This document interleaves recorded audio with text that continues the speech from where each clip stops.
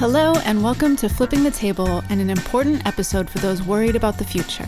In this episode, Michael has a very honest conversation with Congresswoman Chellie Pingree of Maine. They discuss what is happening to the many policies that were improving human health, rural economic opportunity and our ecosystems, and the mid and small-scale farmers and ranchers across the nation. The good food movement had made important gains in Washington, D.C. since the early 2000s. Recent changes in D.C. have flipped the table, threatening the momentum.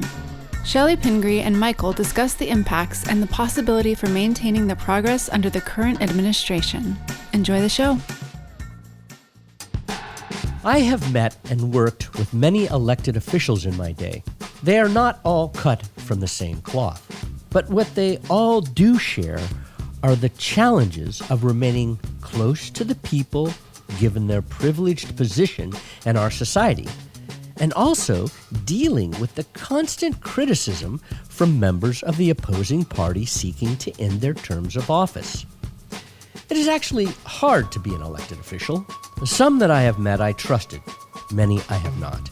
But of all the elected officials I've met, the one I hold in the highest esteem is Congresswoman Chellie Pingree. She is down to earth, very smart, well-spoken, and honest.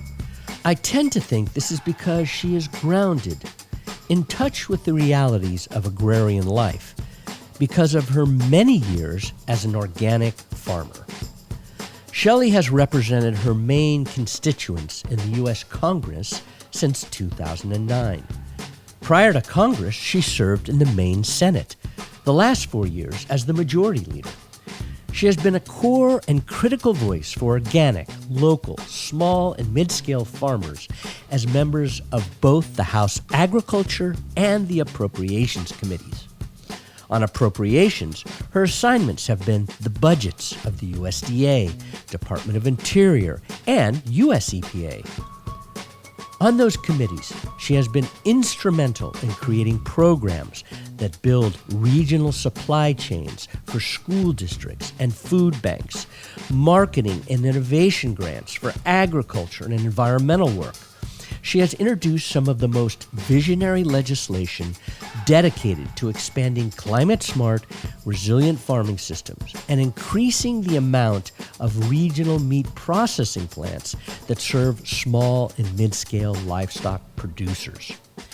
She is a true champion of the good food movement.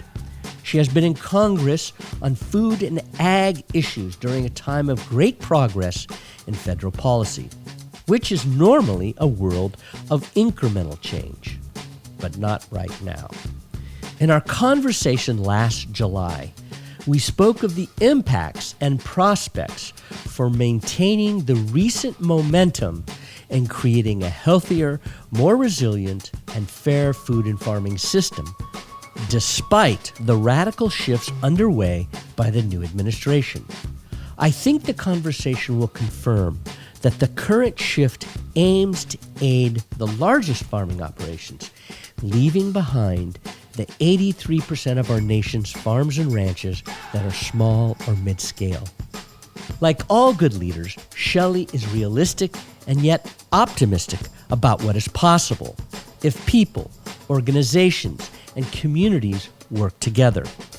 Like the Roots of Change team, Chellie believes the radical changes and chaos out of D.C. might allow some realignment that might unite previously divided rural and urban communities that see the value in the direction food and agriculture policy was headed before January 2025. So let's begin. Congresswoman Chellie Pingree, so excited to be here with you in your beautiful home here on North Haven Island in Maine. Thank you for taking some time to talk to me on this Saturday after you just were up till 1 a.m. almost the other day voting. Well, thank you. It's great to be with you and nice to have a little day outside. Yeah, it's gorgeous too, isn't it? It's a beautiful Maine day. Beautiful Maine day. So, as always, we like to start with an origin story. You sit in a very interesting place. You are on the Agriculture Committee in the House, representing Maine. How did you come to that? How did you get there? That is a very long origin story, and I don't want to waste your whole podcast. I'll give you the short version, which sort of is how I got into agriculture. I mean, interestingly, I was born in Minnesota. Yeah, sure, you betcha, for you Minnesotans. My grandfather, like so many, was a Norwegian immigrant who came when he was a teenager, was able to acquire his own dairy farm, and I can honestly say that growing up, my grandfather's dairy farm in southern Minnesota was the last place I thought I would ever spend any time. Mm-hmm. I was a rebellious teenager. I grew up in Minneapolis. I went to a high school where I spent most of my time protesting the war in Vietnam. And honestly, that led me to kind of another pathway where I went to a experimental high school to finish out high school, and I became a back to the lander, which brought me to Maine. So my sort of anti-establishment time of the 60s and 70s brought me to this tiny little island where I still live today. So I originally came here in the 1970s, met the man who was my then husband, or who eventually became my husband, father of my kids, still a good friend. But I started out here, and I, like so many back to the landers, knew nothing, in spite of my grandfather, about agriculture or growing my own food, but I was armed with all of those manuals of the time. Right. Helen and Scott Nearing lived here, lived near here, I would say, and so I had their book, Living the Good Life, How to Live Simply on the Land, and, the Foxfire books, the Mother Earth News, the Whole Earth Catalog. Elliot Coleman's here. Elliot Coleman. So, and then I eventually went to College of the Atlantic, and lucky for me, Elliot Coleman was my teacher. Oh, wow, that gives me the chills. I didn't know that. Yeah, Okay, so I learned great. everything I needed to know about organic farming from Elliot Coleman. Wow. So after going to College of the Atlantic in Bar Harbor, studying a little bit with him on organic farming, I came back here and I started my own farm. And my first farm on the island had, after I had been a farm apprentice, I must say, with Mafka, we had 3 dairy cows, 100 chickens, and a couple acres of vegetables. So by then I kind of knew what I was doing, thanks to Elliot, and thanks to learning how to milk a cow in my farm apprenticeship with Tony Bach. So I was actually pretty skilled for somebody getting into it then. I ran my own vegetable stand here on the island, and I delivered vegetables out of my VW van. Which I just rode in. It's and very you cool. You got a chance. It's another one, another generation. Okay. Well, I can't say it's another generation. It's another iteration of the ones that fell apart over the years. Right. Yeah. They do that, yeah. Anyway, so fast forward, lots of things have happened in my life. And I ended up eventually here on the Turner Farm. So the last farm I was able to create is the Turner Farm, which now actually belongs to the American Farmland Trust and is leased out. But I developed it. We have year-round greenhouses here that are run with waste wood we collect on the farm. There are farm dinners in our barn a couple nights a week that bring 100 people a night, and a vegetable stand where people can come and buy their own vegetables. And then winter, we turn the greenhouses into winter greenhouses that just produce things that could handle the cold. So bok choy, spinach, kale, those kinds of things, lettuce. Anyway, so I've kept my finger in it throughout the years, but I've also, along that time, become somewhat of a political policymaker, I think I'd have to say. I would say change maker, but okay. Yeah. So I can't think of a more fortunate position to have worked in farming for so many years of my life, to have met so many farmers, but also have worked on farm policy. I was in the state legislature. I've been in Congress for 16 years, and I've served in Congress on the Agriculture Committee and the Agriculture Appropriations Committee. And on the farms that I've ran, we've had everything from a dairy operation to making yogurt to chicken processing operation, raising our own broilers in the field. And I sometimes say to people, if you don't think I'm tough, I'm a very good eviscerator. I've worked on the line quite a bit. Yeah. So don't... I've done the same with turkeys. It's there a you lot. go. Yeah. It's a good skill to have, Yes, and not it something is. that you tell everyone in polite company. So anyway, it's a long journey. I'm extremely fortunate to be in Congress in spite of the difficult time. I've worked on a few farm bills, and I have always been there to support locally grown agriculture, sustainable agriculture. I am a certified organic farmer myself, so I believe in the organic farming and also the opportunities that it brings and the good things it does for our soil and for our health. And I also just really believe in the convergence of how do we make farming and healthy food more a part of people's lives.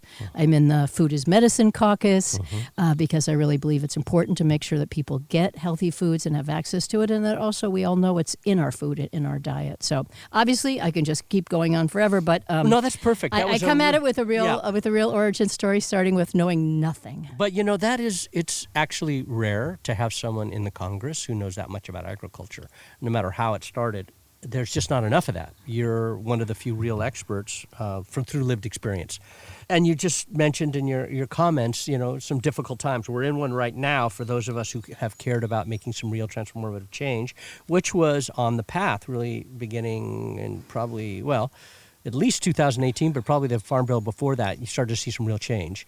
And there was acceleration through the Biden administration. There's a sharp right turn now. Mm-hmm. A lot of the programs we counted on have been cut.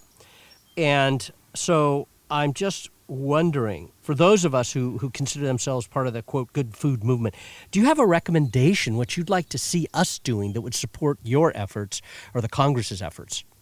Number one, I would say, first off, I concur, you're right. We've been on a pathway. I mean, I've been in Congress for 16 years. I've seen a tremendous amount of change from when I first came there. Mm-hmm. And even saying organic farming was a little bit of a ha-ha, tee-hee. Mm-hmm, mm-hmm. That's not very serious. Two, my Republican and Democratic colleagues both understanding the economic value of organic farming. When I first started, it was kind of like hippie Birkenstock, who are you? Now it's a billions and billions of dollars of a, quote, industry, but it's also something that supplied the livelihoods of a lot of small to medium-sized farmer, eating farm to table, going to a farmer's market, buying from a CSA. This has just become a more part of many more people's lives. Different economic strata. You can take your SNAP benefit cards to a farmer's market now and get double your benefits. So there's all kinds of things that are built into the system, but it's also been because of people's desire to eat healthier food, to support their local farmer. There's just much more interest in this. And I don't think you take that away overnight with an election. That doesn't change suddenly.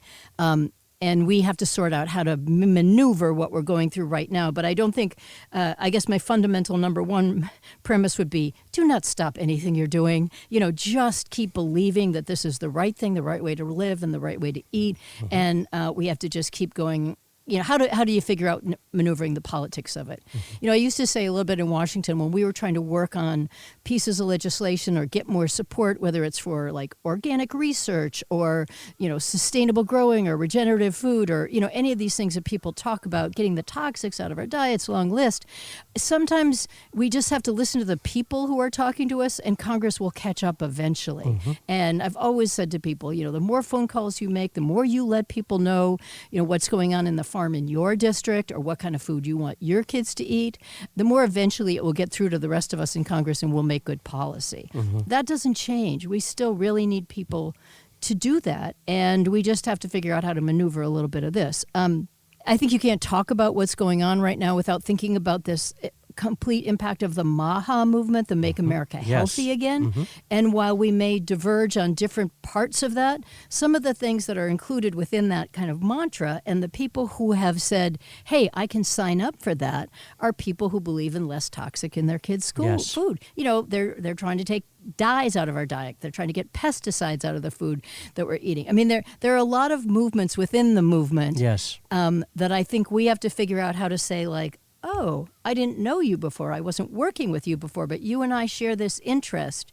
And how can we put that into pushing policy forward? Now it's kind of a mishmash, jam up. People are like, oh, do I like RFK or is, we don't have to get into all the politics of everybody who's in it, but we have to figure out what that reflects about our country, which says there are people on the left and on the right and in the middle who all say this is important to me. And I believe in regenerative farming, or I believe in these things. And I think that is one of our challenges going forward, is to think more carefully about, or not even carefully, but just more engage more with everybody and say, here's where we've got some things. And that's something certainly that I have been practicing. Yeah, and I think I want to get back to this because I think that's really, we have a very similar thought at Roots of Change about what needs to happen next. One thing that you say that really resonates for me, because I see it in the young people. I'm spending some time right now with some 30-year-olds, 30-year-olds, and their understanding of food and their commitment to good food, healthy food, food from resilient farms, is so much greater than it was when I was that age. I mean, they're conscious of it. And so I think there is this strata of the whole nation. And so the question to me becomes, let's say if it's very hard to do anything at the federal level, the states, Maine, California, Vermont, North Carolina, there are things happening at the state, Oregon, there are things happening at state level that could keep the momentum up. Well, and I've always been a believer. I mean, I started as a state legislator, and Maine has a very active state between the Maine Organic Farmers and Gardeners Association, which is one of the bigger groups that helps farmers at all levels. Our own state policy. We were one of the first states with a food sovereignty law, thinking about what can people do to make sure they produce their own food. So absolutely, I believe in the states. I think the other thing I would say, just kind of back on the big picture, is that while we have to make sure that we're moving people together who share the same beliefs, we have to look at what is the problem of what's going on in Washington right now. And it's a little bit ideologically driven, but a big chunk of it is kind of stealing the resources. So you started out with a new president, like him or not. He brought in Elon Musk, and they went haphazardly into departments of government saying, the government spends too much, we're just going to claw it back. Maybe we're going to use an algorithm to determine what words we should use and shouldn't use. One of the words they hate is climate change. But that also brings about resilience and a whole variety of other words that they can't stand having used. So before our very eyes, these programs and funds vaporized. And before you knew it, it hit the USDA.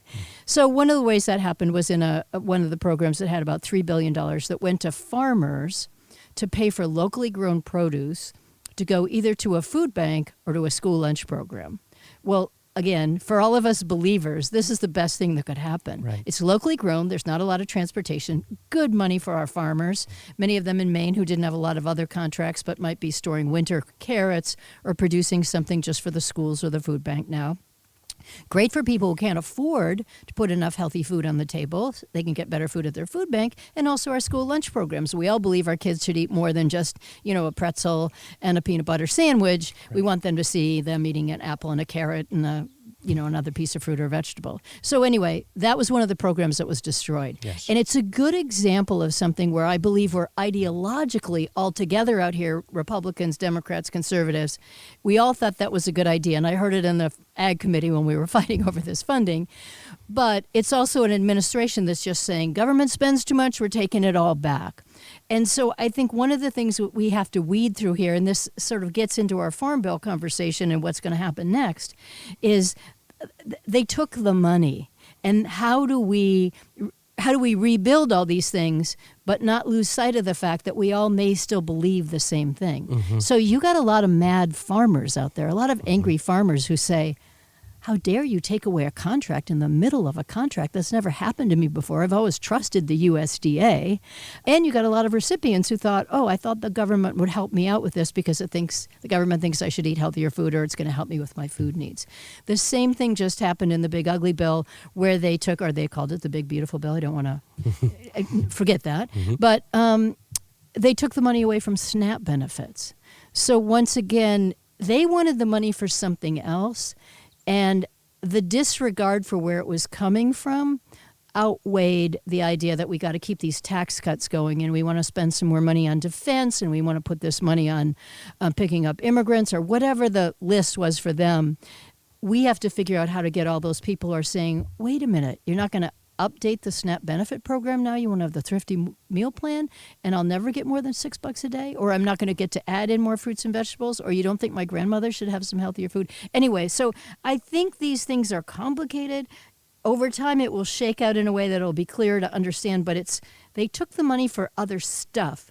But we've got a lot of people who still believe the same thing. So I don't want people to lay down in their front yard and get discouraged and say this is never going to work. Because I don't actually think ideologically we've changed that much. And I think we have huge unity between what our farmers need, what they need to make ends meet, what our families want, and what people think is a good, healthy diet. And that is actually a very fundamental principle in our country, that you ought to have access to decent food and you ought to eat good food.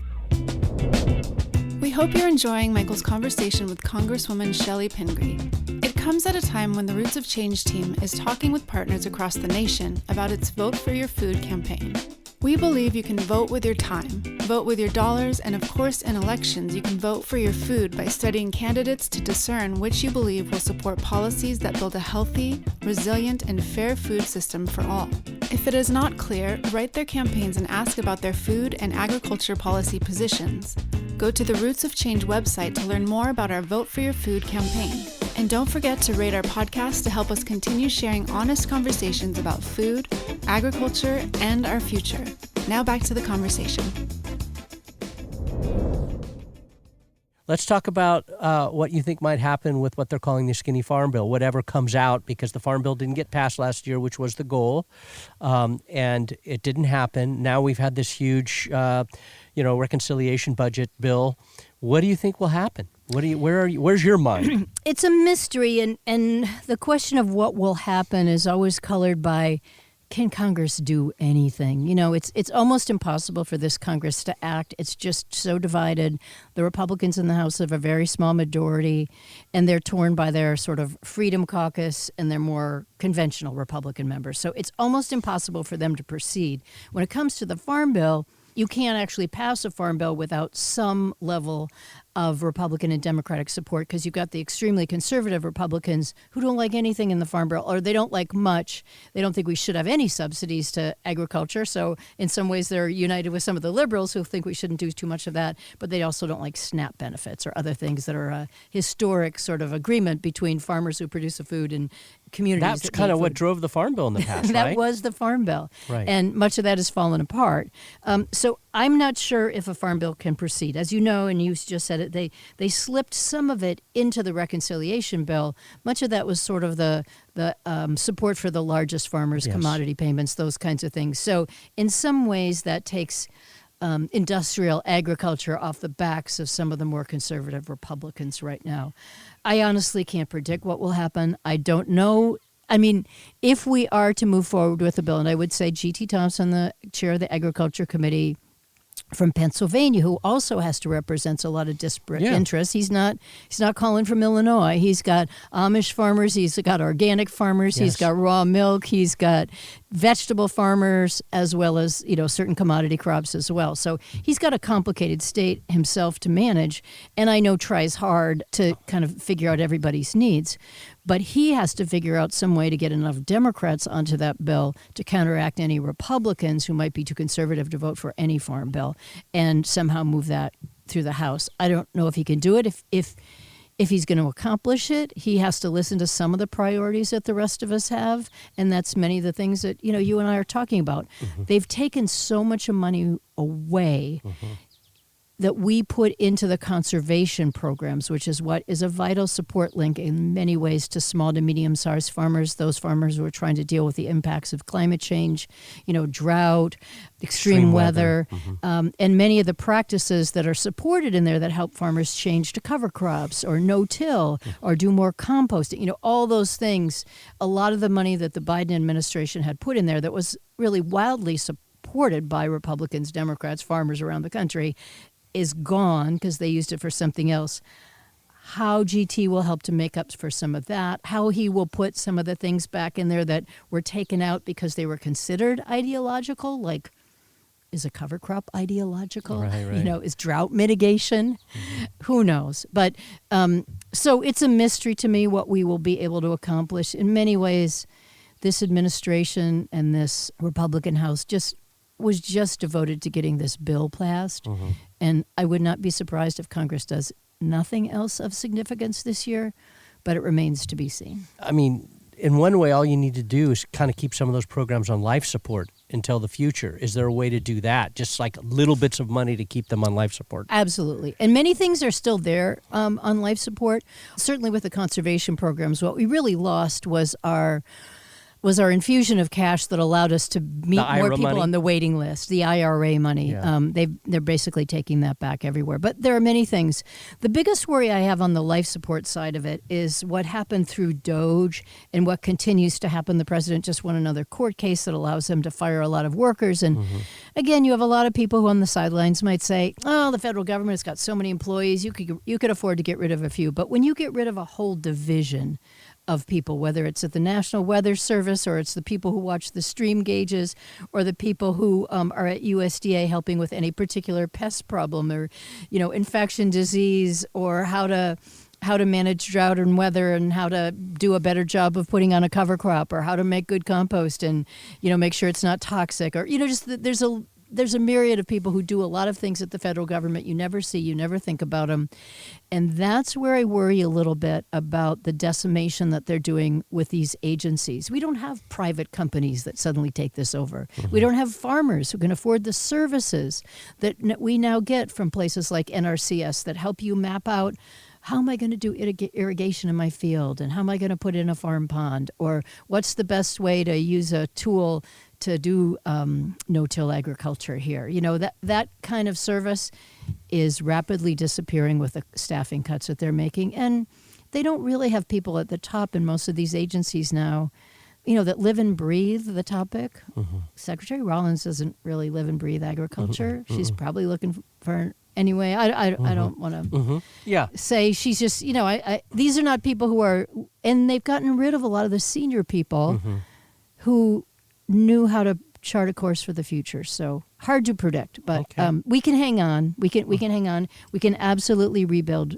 if and when we get that moment. Well, we're touching on, and you said it earlier, the amount of, I see it in California, how many farmers, and this is big and small farmers, who are angry because of tariffs or immigration. The immigration question in specialty crop states is a real disaster, even for dairy as well. So I'm just curious, it sounds like from an earlier comment you made that you think there might be opportunities to create some realignment, to get some voices of those who are really interested in reform in the food system, transformation of the food system to be more regionalized, more resilient. You are the author of the Agricultural Resilience Act that's been put into the Congress or introduced in the Congress in past years. So I'm just curious if you think there could be pieces of that act or other acts. I know there was a lot of good work done, and you were part of it for meat processing. Mm-hmm. You know, could we, and how? What would you suggest? How would we do it? How would we pull together all these different voices from the MAHA movement, the small, mid-scale producers, the big guys who are mad about immigration? What would be the moniker, the tagline, the statement that might get us to go back to Secretary Rollins and the president and say, hey, you've got to rebuild some stuff. This is too painful and is going to wreak havoc. Mm-hmm. Well, I think we need some successes. It's usually done by sort of one project at a time and finding those areas where we converge. And you've mentioned 2 or 3 different things where I think we have real opportunities. I'll give you a quick example that's somewhat timely.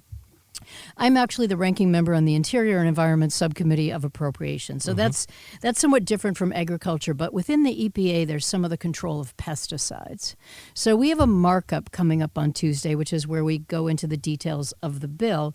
And the chemical industry has tried to put in a rider on this bill that they try all the time that says that you can't put a label on a pesticide or any herbicide unless it comes through FIFRA, which is a federal agency. Right. So states can't do this. Well, many states already does it. California does it. Maine does it. We're allowed to label. We're allowed to give warning labels, and we're allowed to do some restricting. If we have a community in Maine that doesn't want you using glyphosate, you can actually have that community can restrict it, can't put it on the school fields or whatever you want to do. So this rider would come up on Tuesday, and we're just trying to, I'll put an amendment in. I'm the ranking member. I'll put an amendment in to pull the rider out to say, no, we want to leave that language out. States should have some freedom and flexibility. I believe states are laboratories of democracy. If states want to restrict this, rather than wait till the federal government to do it, they should do it. And they've been doing it. So when we started working on our amendment, the first thing I heard from was some people from the MAHA movement. And I've been talking to them anyway about other things more related to food and health and nutrition. And I said, hey, help me put this out to your network, because we all we have a complete agreement on here. You're mad at this. I'm mad at this. You know, I might be coming at it from a, different label on my shirt, but let's all do it. And instantly got a lot of people to repost it on social media and start to make some phone calls. Great. And, say, well, you need to call all the other people on the committee because you already got me. Or, call your member of Congress and say, this is actually something that matters to you. Is there a California member? There are California members of the committee, but there are also, you can call any member of Congress and say, tell your colleague, to get this done. And this is all happening next week. I can give you information about it. But that's just one step. And they came to me. I went to them, and I was like, hey, we've got a project here. That's a perfect example. Perfect example. I've got another amendment in there that, or there's another provision in there where the EPA would stop testing for PFAS in sewage sludge. Oh, no. Now, that's been a huge issue of Maine. My God, Maine has been we've been devastated. But that's really just because we're the first state to do wide-scale testing. So a lot of other states want to do that. Again, in a Zoom call I did with a handful of MAHA people to say, where do we share things, they brought off PFAS. So as soon as I saw this provision, I said, hey, do you want to help with this one? Because I know we share this concern about not wanting PFAS in our food, in our water supply. Again, another opportunity. Now, I think we'll keep having some more of those. Mm-hmm. Immigration is a very similar kind of thing. Mm-hmm. So immigration, when the president, first said he was going to do something, he said, I'm going to get rid of the murderers and rapists. And for many people who are fearful of what's changing in our country or changing, communities around them, they said, thank God, I need to know I'm not going to fear when I wake up in the morning. Well, now that he's gotten the billions of dollars that came out of the Big Ugly Bill, they are going to do widespread raids that look like the raids they've already been doing, make them look minor. Right. And we know they're going to go to farms and restaurants and places where people are working in our food industry, from picking to preparing, because there's a lot of people who work in those places because there's a shortage of workers to go into those places, and there are some really talented and well-trained workers, very skilled pickers and workers who go there. And I think that's another one of those places where farmers who have already been talking to me have been saying, what am I supposed to do? Who will pick these strawberries? Mm-hmm. Or who will work on my dairy farm or work with my apples? Who is going to do this? There was a great article in the New York Times about the cherry farmer who lost all of his work and all of his cherries. It's unbelievable. Yeah. And these are all very large proportion of people who said, this is my president, I'm supporting my president. But now they're saying, I didn't know he would do this. And you could see there was a kerfluffle in the White House about it, because at first the president said, oh, no, don't worry, I'm going to give a break to our service workers and hospitality workers and our farmers. And then Stephen Miller and the other people who are just these hawkish, unrealistic, mean-spirited, anti-immigration people said, no, we're going to clear out our country. I mean, first off, no one wants to live in a country that looks like that. I mean, I'm only 2 generations in. I'm very lucky my grandfather got to come here and farm. And second, our economy can't operate that way. So I think that's another place where farmers and those people who are saying, wait a minute, this is my community. This is the woman who was, run this restaurant in my community for 20 years. Her kids go to school with mine. What's going on here? Well, that points out that maybe Representative Salazar from Florida's the Dignity Act. Mm-hmm. Is she feeling that pain? Is that why she introduced that? It's a bipartisan bill, I understand, around immigration that seems to be dealing with some of the issues. That could be another place. If I heard there's a lot of people trying to make amendments. What is your sense of that? Have you seen that bill? Yeah, absolutely. And I think Representative Escobar from Texas, she's one of the Democrats on it. I think it's a bipartisan bill. Yeah, 3 Californians are on it. Yeah. Carbajal, Gray, and Levine. Yeah, exactly. All of whom Carbajal's been on ag, and they're all good. They're all good members, and this is exactly what we need to be doing. The challenge, and there are I think there are a couple of concerns people have in there about how some of the detention would work and some other things. But let's face it, we're going to compromise on some bills, and we're going to move forward if we're ever going to get anywhere on these particular things. The challenge is, as you'll recall, before President Trump came in, there was a bill about to be negotiated in the Senate that had some good provisions in it, would have dealt with a lot of these issues that are intractable right now. Langford, who was managing it, was from Oklahoma, not exactly a liberal guy, conservative Republican. But the president called up and said, no, I want this to stay as a political issue. Don't pass this bill. That tells you a little bit about the undercurrent of what's going on right now. Because one of the challenges is, I fully believe that bill could get to the floor. I believe it could pass the House and the Senate. But the president would say, no. I just got myself billions of dollars to round up these people. I get a lot of credit. I mean, I don't want to speak for him and I don't want to overstate it, but we have consistently found that the president doesn't want to negotiate, and our Republican colleagues won't move forward on these bills when the president says no. So that is surmountable. We need the political will to do that, and we need enough people who say to their member of Congress, I don't want you back if you can't get some immigration stuff passed, or you can't get the president to stop doing the roundups, of my dairy workers, or whatever it is. And reasonable working conditions should apply. People should get fair wage. I mean, farm workers should be unionized. There's all kinds of things that apply here. Mm-hmm. I'm not saying this should be a, wholesale trafficking of people to do work for nothing. Mm-hmm. But it's unrealistic on the other side to say that there are enough people in your community to do that job. Right. They don't exist. Yeah. They don't exist. So that's interesting. And what you just said, I think, is really important. And maybe that's another place where the folks who are looking for real change and more traditional agriculture, which probably supported the president in the last election, would have something to talk about. Like, let's come together on something around immigration. Let's all call together and say that we stand united on needing an immigration solution, an immigration policy that's sane. I know that'll be tough given some of the folks that are with the president. Right. But it'll put pressure on him, and it could affect the next election. So we're coming towards the end here of time, because you have very few hours left until you got to get back to D.C. So I wanted to give you a chance to ask one last question. In some ways, you've said it. You've been 16 years in the Congress. Mm-hmm. That's a nice bit of time. You have some perspective. Probably met a lot of interesting legislators over your time. So based on the wisdom that you've accumulated, the wisdom that you've heard over these years, when you think 10 years out, long term, are these issues that the world I come from, which is really focused on two major issues? Resilience. We need more resilience in the food system, which means regenerative, organic, things like that. The other thing we need re-regionalization to create more economic opportunity in rural communities, because rural communities have been basically, all the wealth has been sucked out by the concentration.